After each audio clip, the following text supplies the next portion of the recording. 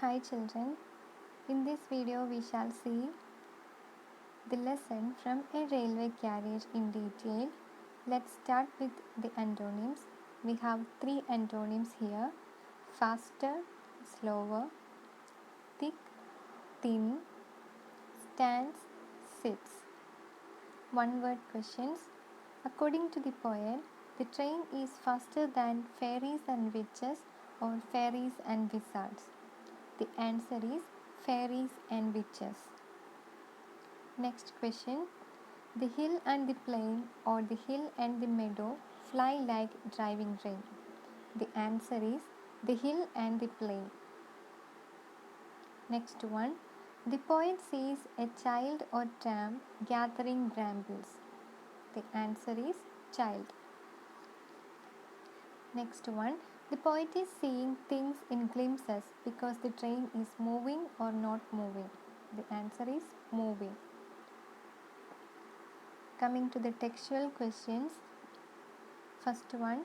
From the poem, name 4 things that can be seen from the train. Answer is the poet could see bridges, houses, hedges and ditches from the train.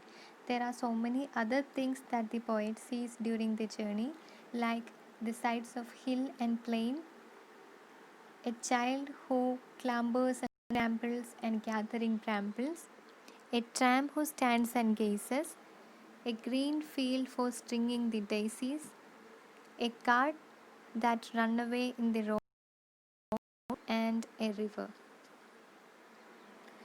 Next question. What do you think train journeys make the poet feel happy or sad and lonely? It makes the poet feel happy. Next question. What do you like most about the poem? This is a question for you. You have to write in your own words. Next one. What do you think of train journeys? Train journeys are always exciting and thrilling. We can watch the picturesque beauty of nature through the windows. Fifth question. Have you seen some sights from a train that you will always remember? Again, a question for you. You have to write in your own words. Next, we have a small portion from the poem, and based on the poem, we have 3 questions. All of the sides of the hill and the plain fly as thick as driving rain, and ever again in the wink of an eye, painted stations whistle by. A. What are the landscapes that the poet sees? Answer. The poet sees the hill and the plain. B. What is flying as thick as rain? The sides of the hill and the plain are flying as thick as rain. C. What are whistling by?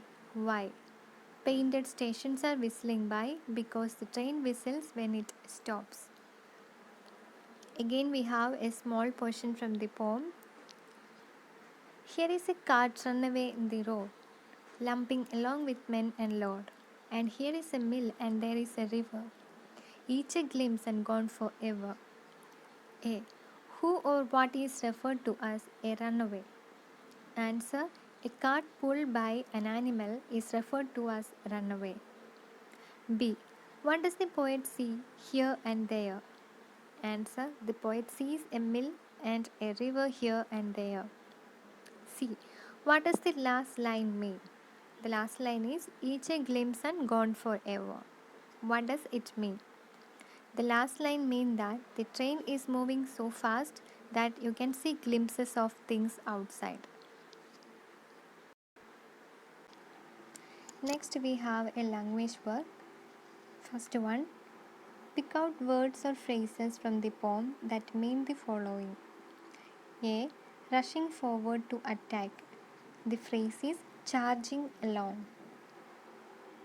B. The things that one sees. The word is sights. C.